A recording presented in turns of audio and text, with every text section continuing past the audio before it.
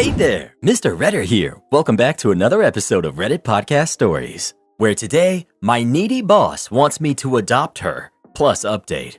My manager, Wanda, is a director about 5 years younger than I am. I'm 63, also a woman. She's been with our employer for over 20 years, is extremely good at what she does, is fiercely loyal to her staff, and possesses a wealth of knowledge and insight about our specific work unit and about government in general. She's also emotionally juvenile, totally self-focused, extremely needy, has never had any kind of a romantic relationship in her life, and her completely perfect parents gave her a completely perfect childhood that left her unable to trust any man outside of her own family. I'm no expert, but I'd wager to say that a good psychiatrist could probably get at least 2 or 3 dissertations worth of material out of her. Not that she'd ever consult one, since she is completely perfect. At the time I was hired, Wanda was going through some rough times. She had spent her entire adult life living at home caring for her elderly parents, who were both in fragile health and nearing the ends of their lives, so she was under tremendous stress. I had lost my parents some years previously, and I tend to be the empathetic and nurturing sort. I also did not realize at that point just how messed up Wanda was emotionally. I made the huge mistake of trying to be supportive as she dealt with caring for her parents during their final illnesses. I encouraged her to chat about books and theater, invited her to join my spouse and I for a couple of concerts, and even invited her to a family Christmas meal the year her second parent passed. Understand, she does have family nearby. She has one brother who she barely tolerates and a sister who she adores.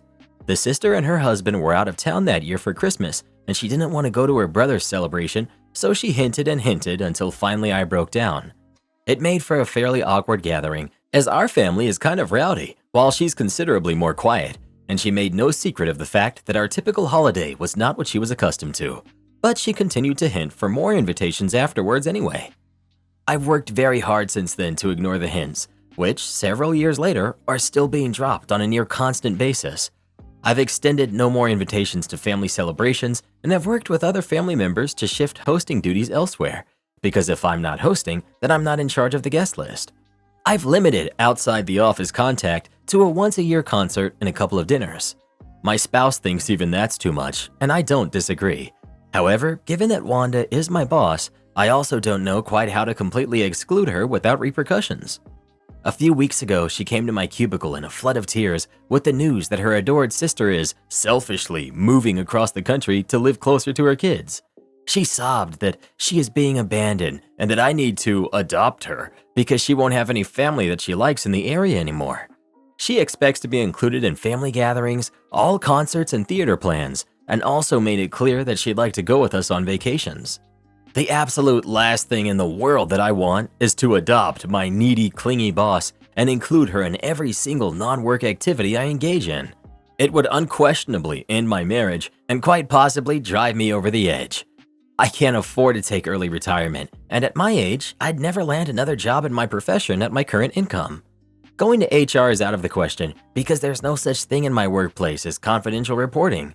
Firing people is nearly impossible due to the civil service system, so I'm not concerned about that. But in her position as my boss, she could very easily make my work life intolerable. She has done so to others in our section who angered her, such as by going to HR with a complaint. Do you have any suggestions for how I can establish appropriate boundaries at this stage of the game? Or am I just stuck providing emotional support to this woman until one or the other of us retires or passes on? Update. I wrote her a letter about it, and I realized that a big part of the issue for me has been that while Wanda makes herself very, very clear about what she wants, she does so with passive-aggressive manipulation tactics rather than by outright asking for things.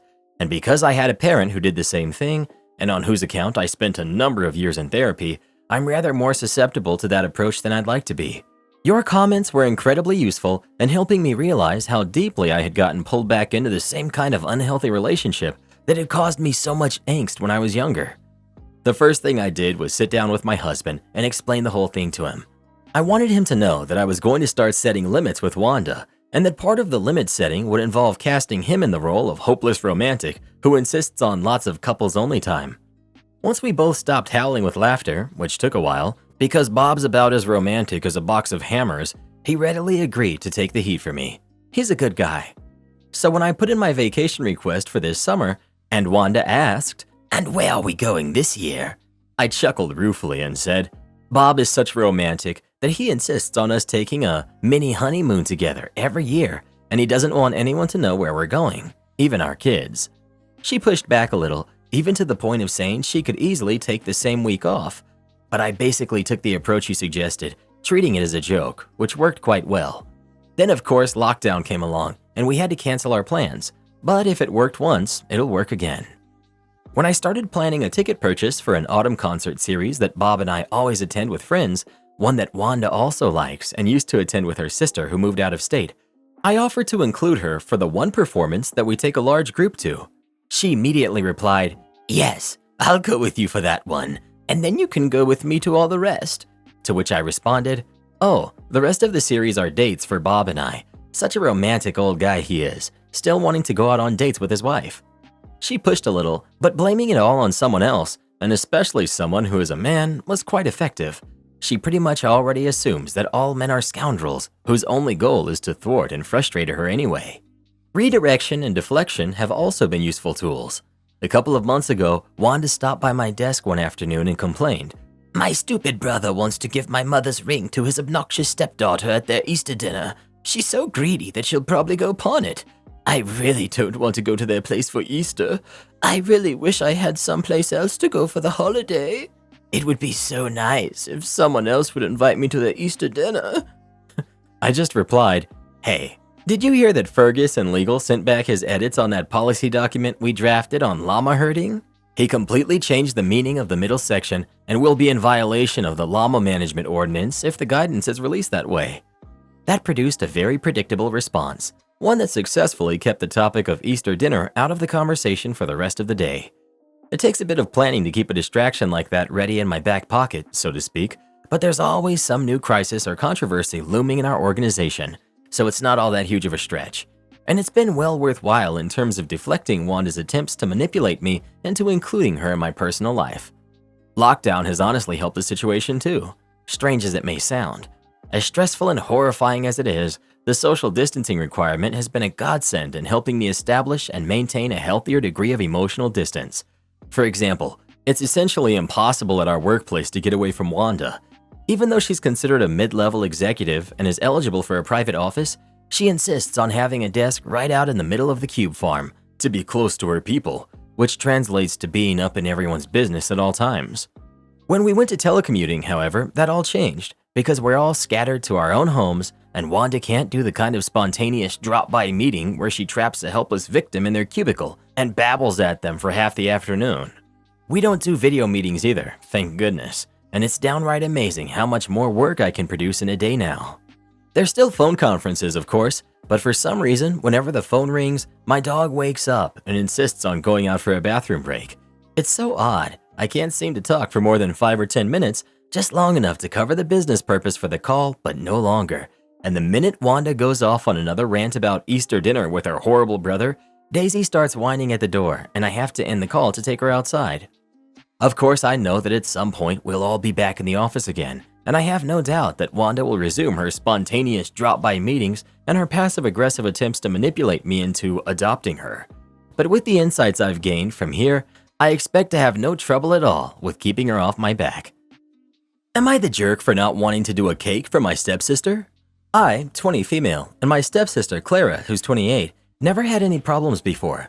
We stayed civil with each other, mostly because we actually don't interact that much, so there's no room for fights since we just don't see each other often. Until now. She's getting married in a couple of days, and my brother-in-law asked me for something a week ago. A cake. I do cakes and sell them, but not for a living, just so I can get a little bit more money to pay for my college, so I don't have experience doing such big cakes for events. Brother-in-law told me it's not a big wedding, so I don't have to worry.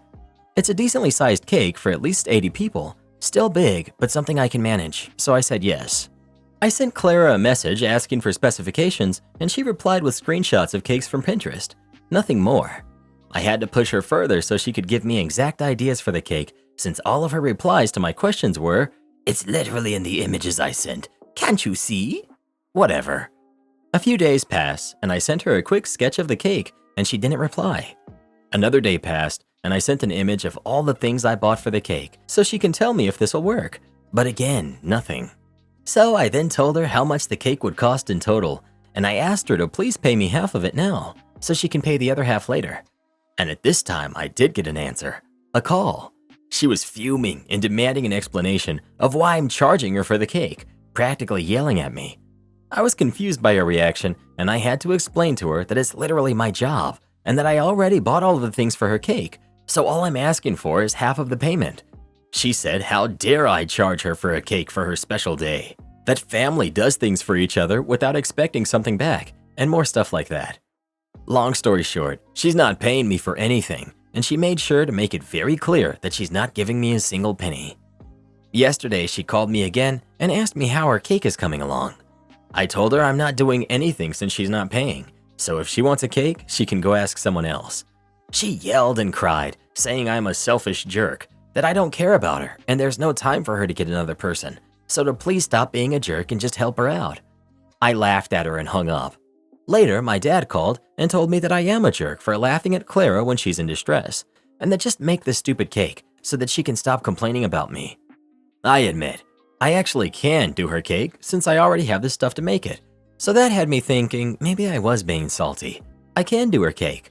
I have the things already bought and her sketch made, so I don't lose anything. My mom told me the exact same, and I'm genuinely starting to think that I might be the jerk here. So Reddit, am I the jerk? Update.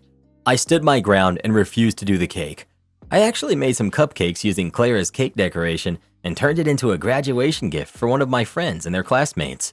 I posted it on Instagram yesterday, and some family members blocked me because of it.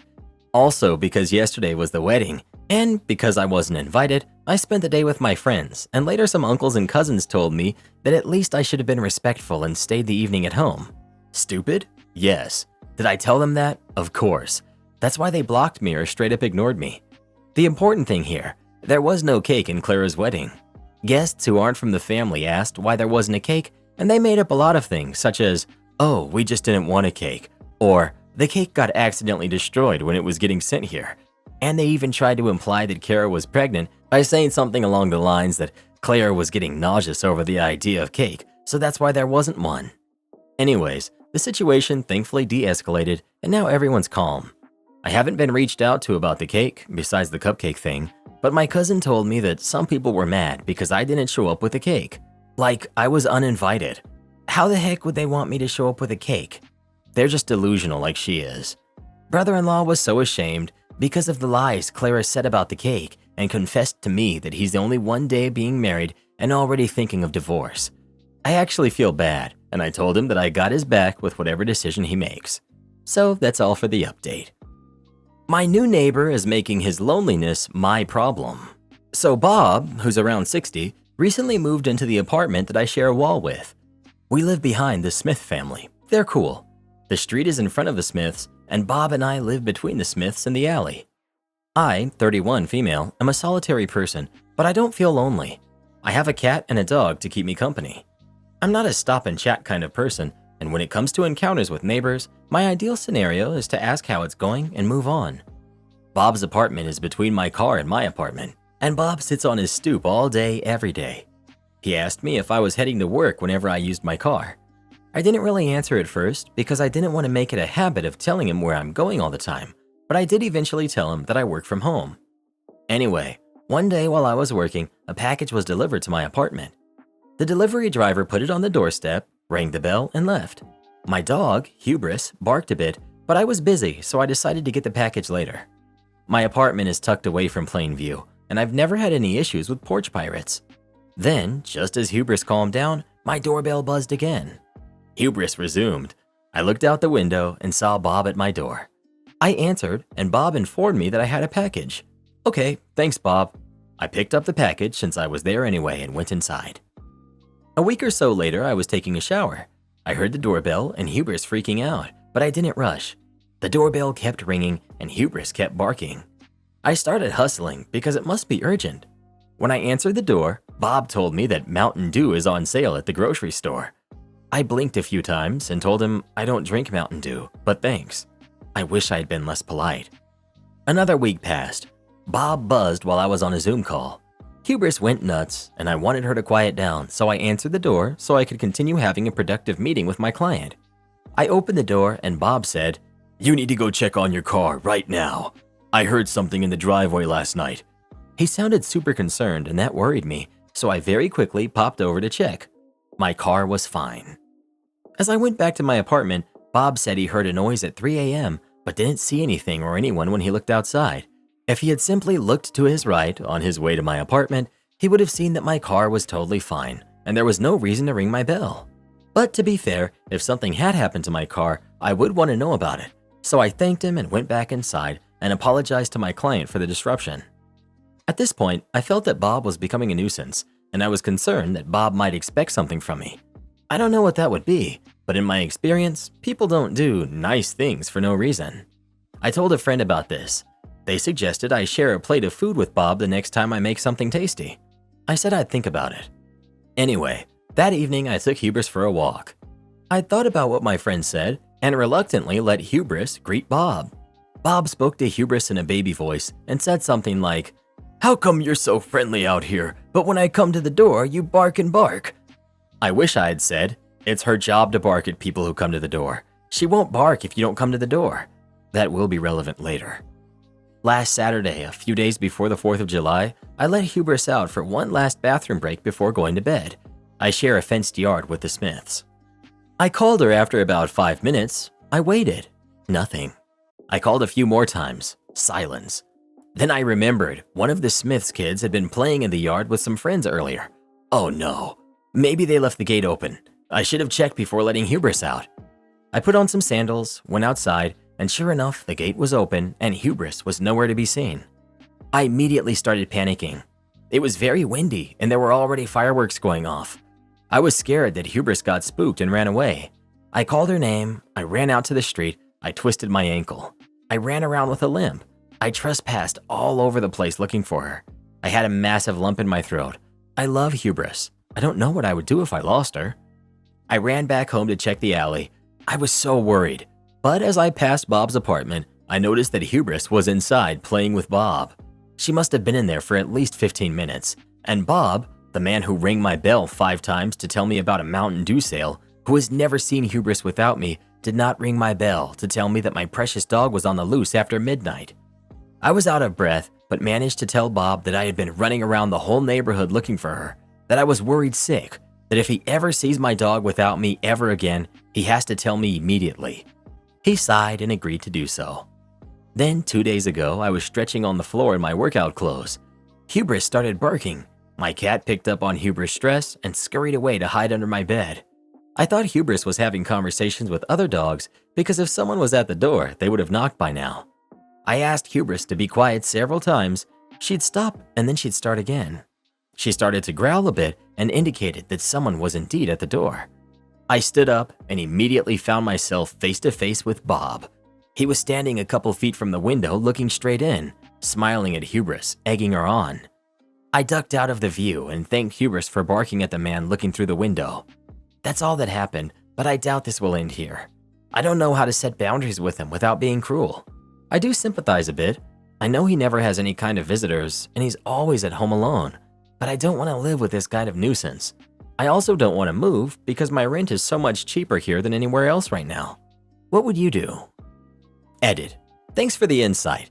I'm definitely not going to give him food. I told my friends I'd think about it because I felt like a jerk after hearing their response to these stories.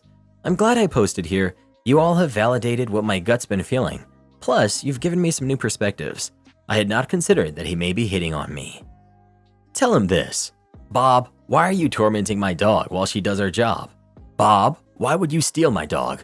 Bob, why are you staring in my window? This is a problem.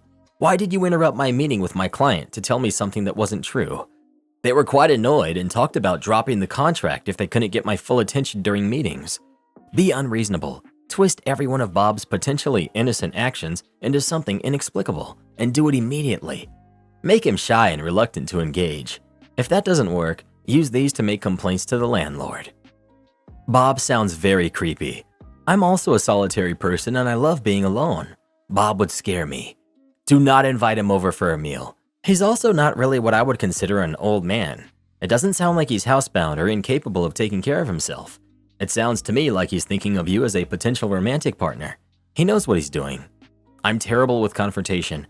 I'd probably end up keeping my blinds closed, turning off my doorbell, and trying to sneak out a back door to walk my dog. That's no way to live, though.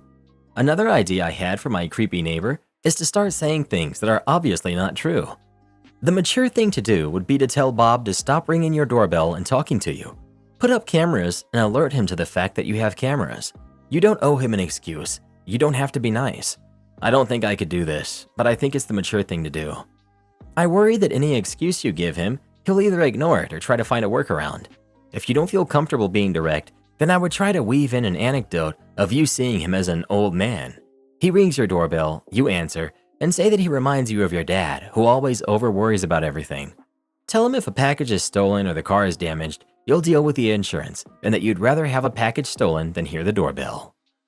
My future stepmother demands I dye my hair to a more natural color for her wedding. I'm 19, female, and my dad is marrying his girlfriend of 5 years. She wants me to be one of her bridesmaids, as it would look great to have me up there. I'm not particularly close to her, but we're civil, so whatever, right? I agreed, telling her I'd be happy to do so, and to let me know if she needed any help with the wedding.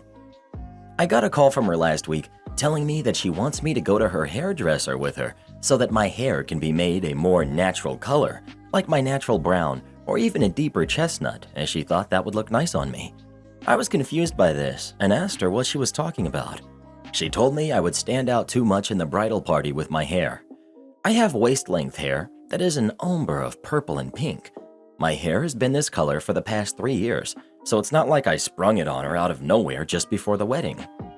I told her I wasn't about to ruin the style I spent a lot of money and time to upkeep just for her wedding, and she implied that at 19 I was getting too old for such a childish style, and it was really for my own good, and reminded me how I had told her if she needed anything for the wedding to let her know.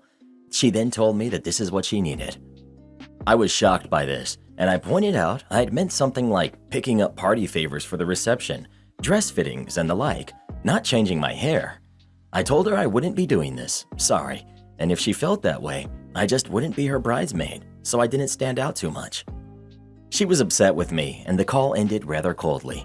I've had my dad phoning me every so often since, trying to talk me into changing my hair. He's implying it's not a big deal, and he'll pay to fix my hair after the wedding. That's not the point.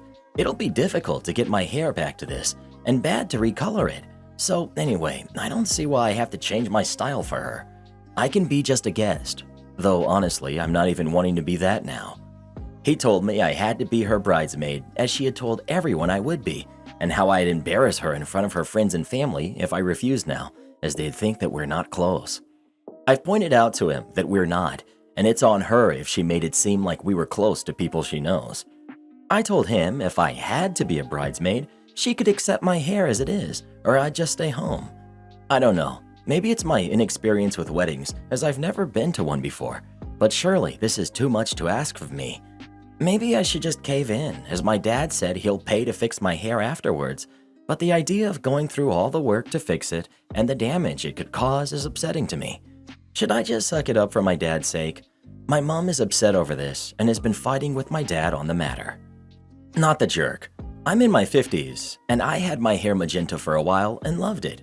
You be you. She's being ridiculous. You're not the jerk. They can invite you, the real you, or not. You can accept their invitation or not. What they don't get to do is invite an imaginary alternative version of you that they'd rather have instead of you, and then insist that you fake it. Not the jerk. The people getting married can ask someone to wear their hair up or down, or wear certain clothes, but asking hair to be cut or dyed is way too much. Also, as a woman in her 40s with purple hair, it's not childish to have hair colored whatever shade of the rainbow you like. I've refused jobs that want me to dye my hair. I'd happily refuse to participate in a wedding if doing so required me to dye my hair. Company VP was a major jerk, so VP and the company paid the ultimate price. Just hired by a small West Coast construction company to stand up and run a major East Coast regional office. The small company was just bought by a huge multinational construction company. First order of business, get a base of operations. Need a large warehouse with loading docks, office space, and good access to the Washington, D.C. area. The idea was to get a place for a short-term lease of 1 year. If needed, we could easily move to a better location without too much fuss. Lots of good space available, but it's not cheap and nothing will rent for less than 1 year. No problemo. Myself and executives of small company are okay. Financials look fine. I'm allowed to execute the lease on behalf of the company. Just need to run it by legal for a quick check. Lease is as standard and as fair as you'd expect. No surprises, no issues. Everything is on the up and up. Legal calls me and says it's no good. We need an early termination clause. All leases are required to have them. I reiterate that this is the shortest lease we can get, 12 months. Legal is adamant that they need the early term clause. Okay, time to renegotiate again. Leasing company won't budge, won't accept anything less than 12 months. I plead with legal for help. This is the in-house counsel for a huge international construction company that does work across all sectors. They spend millions on politicians and legal. Legal's response? We don't negotiate or provide lease documents. I'm like Bob from Office Space. What exactly do you do here? Legal says, legal will review the contract and approve, but you must negotiate and execute the contract. Cue malicious compliance.